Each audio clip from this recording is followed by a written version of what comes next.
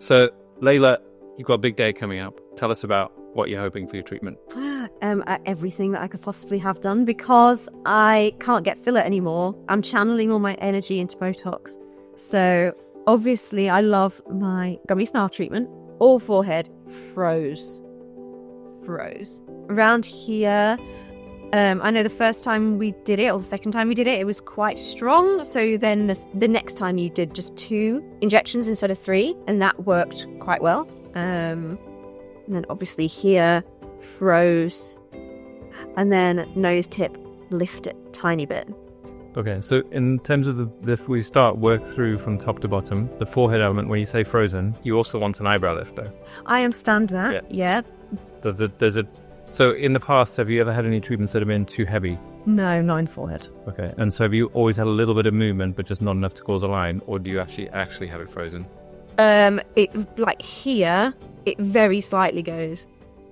So that's the balancing act, which is the more muscle you freeze, the less muscle there is to lift. You can get some of the lift just because you can relax the down pull caused by orbicularis oculi. So we can do that. And then because it's your wedding day, we need a little bit of time to review you. At least 10 days after this treatment. If there's anything, then we should probably book that in. Otherwise, okay. If it's not right, you need a bit more, then I won't have time. Yeah. Get it to work. Cool. Gummy smile element, you probably need to capture that like in movement. A lot of people say you don't have a gummy smile. Actually, I don't think you have a very big one until you really smile. Oh. There we go. Then the wandering tip is something you see. That's something you can see when you're animating, probably only because you work here, but you'd notice it moving, and we just want to stabilize that as well. Yeah. Does it also lift it? A tiny bit, yeah. It will. Especially, it'll look lifted, particularly when you're animating, where previously it was pulled down. Oh, yeah. So, yeah. It's often, like, basically when you smile, what you get is a rotation of your nose tip down. So this gets pulled up. Yeah, it's going down. Oh, look. Oh. Look, watch it. What does it mean to me? It means that I do look beautiful, in my opinion. What does that mean to you? That means that I am confident and perfect, like Anna de Armas. Why is that important? Because it makes you feel good about yourself, and it makes you feel unstoppable and confident. Confident really is the main word, isn't it? And then when you're confident, you have the power to do things. What do you want to do? Just get married and not myself on the day, I guess. So what does it mean to you? It's a good hook as well. I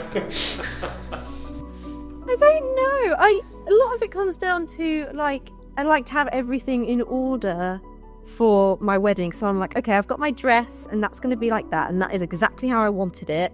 And then, now my face is going to be exactly how I wanted it, and I know that my face is going to look exactly how I wanted it to look. And I have control over my face looking perfect.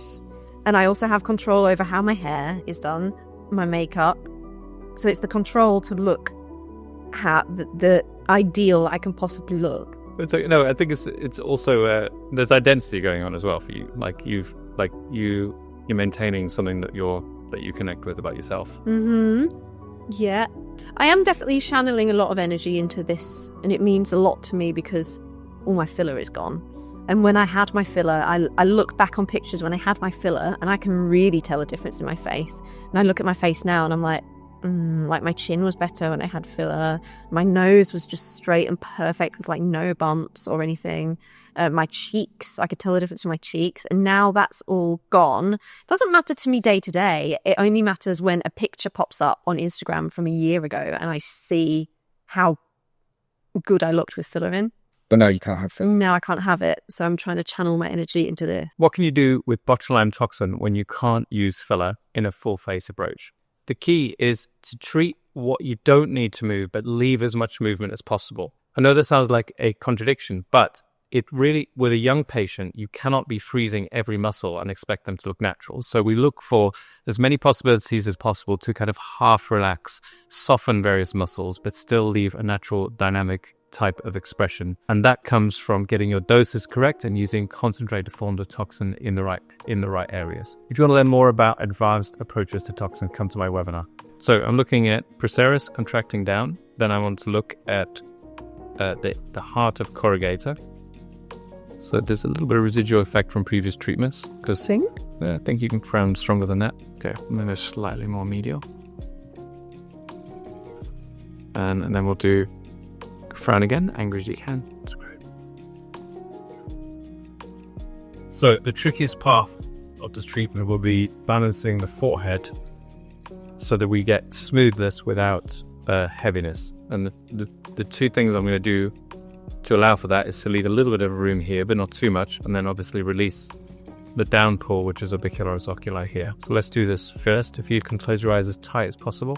So I'm looking for any sign that orbicularis oculi is able to pull the muscle down, the eyebrow down. It's good for us because that means if I relax that muscle, there'll be less capacity to do that. So this is good. It's a nice downward pull. You can relax again now. I'm going to go just underneath the eyebrow. 3 injections of 1 unit.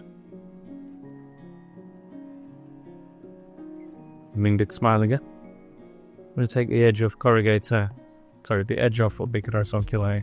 As well, but I don't want to go too heavily, or because Layla's cheeks are not very large. If you reduce the strength of orbicularis oculi too much, it doesn't pull the cheek up in the normal way, and you can look a little bit sad.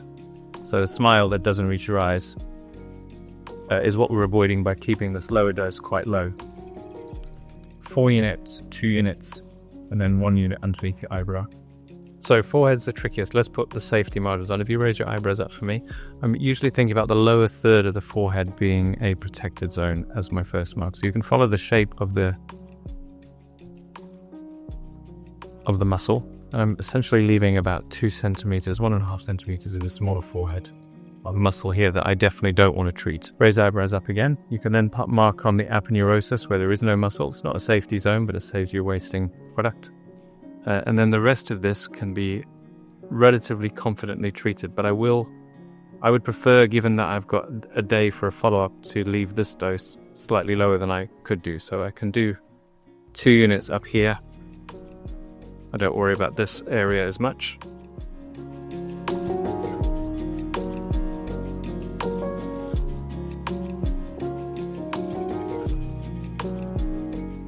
And then 1 unit here.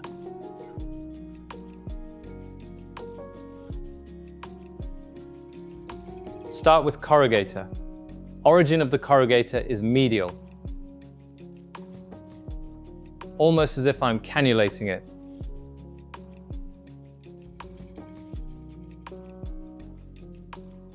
Compression, and then do a little roll away.